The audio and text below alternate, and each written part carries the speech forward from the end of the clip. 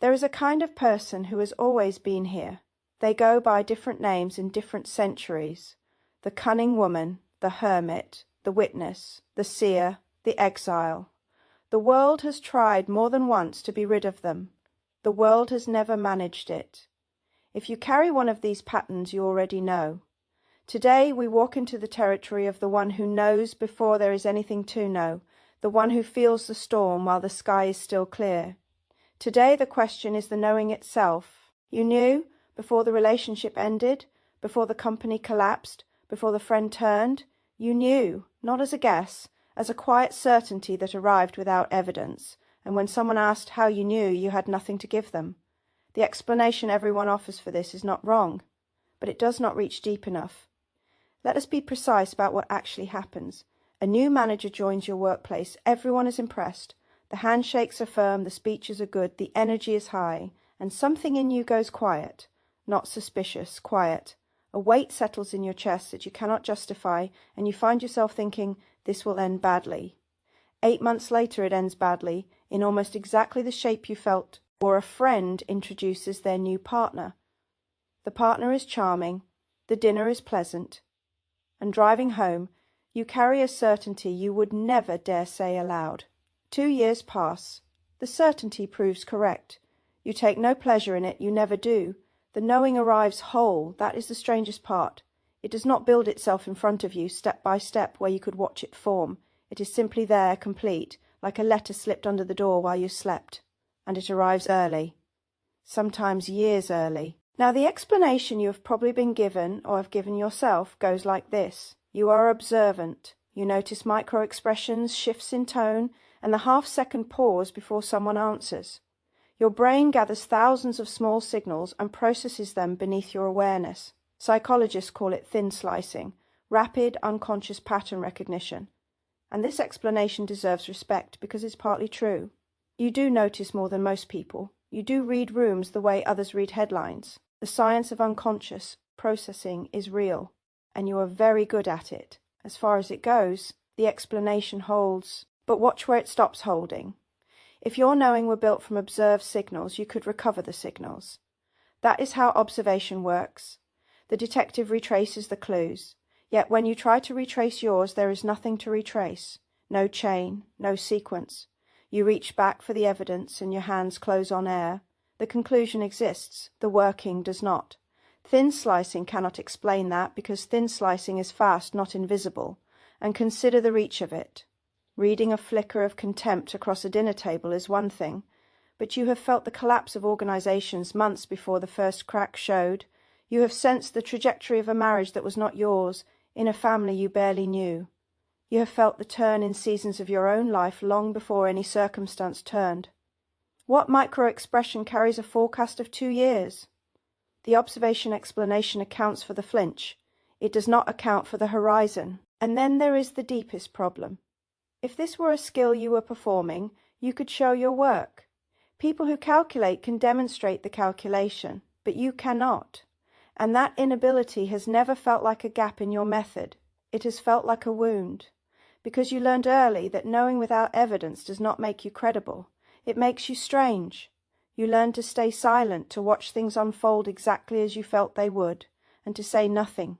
Being right was never enough. Being right without proof made you lonelier, not safer. So sit with the sharper question.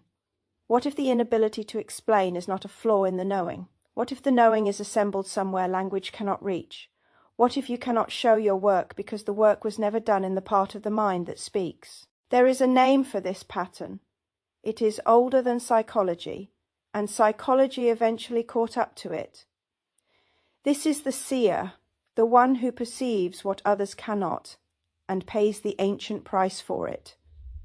And here is the ground beneath the myth, because this is not a supernatural claim. It is Jungian archetypal psychology. What the ancients called the oracle, Carl Jung understood as a specific cognitive architecture. Introverted intuition, nigh-dominant cognition, a mind whose primary function runs beneath consciousness, gathering pattern data across years, completing pictures the conscious mind has only seen in fragments. The deeper mind finishes the picture first. Then it hands you the conclusion, and only the conclusion. The reasoning stays below, in the dark, where it was made. That is why the knowing arrives whole. That is why there is no chain to retrace. The chain exists. It was simply forged underwater. What seems like prophecy is pattern completion, a measurable psychological process, operating at a depth that language was never given access to. The myths knew this figure intimately. Cassandra of Troy was granted true sight and cursed in the same breath she would always know, and never be believed. Notice what the curse actually was. It was not the seeing. Seeing was the gift. The curse was the isolation of the seeing, and that is the seer's shadow, alive in you now. When this pattern is not understood, it turns inward. You start to gaslight your own perception. You call the knowing anxiety or paranoia or overthinking because those words at least exist in other people's vocabulary. You medicate a faculty, you sand down an instrument, or the shadow turns the other way and the knowing curdles into bitterness, into watching people walk towards the cliff you warned them about and feeling something cold where compassion used to be. Both shadows grow from the same untended root, the belief that the knowing must justify itself to be real. So what changes now that the question has been answered at depth? Not the knowing. The knowing will continue to arrive whole, early and unprovable as it always has. What changes is your relationship to it. You stop demanding that it produce receipts. You stop translating yourself into evidence for people who will only believe what they can audit. The seer's task was never to convince the village. It was to tend the site, to keep the instrument clean, to honour what it brings, and to choose carefully when to speak and when to simply prepare.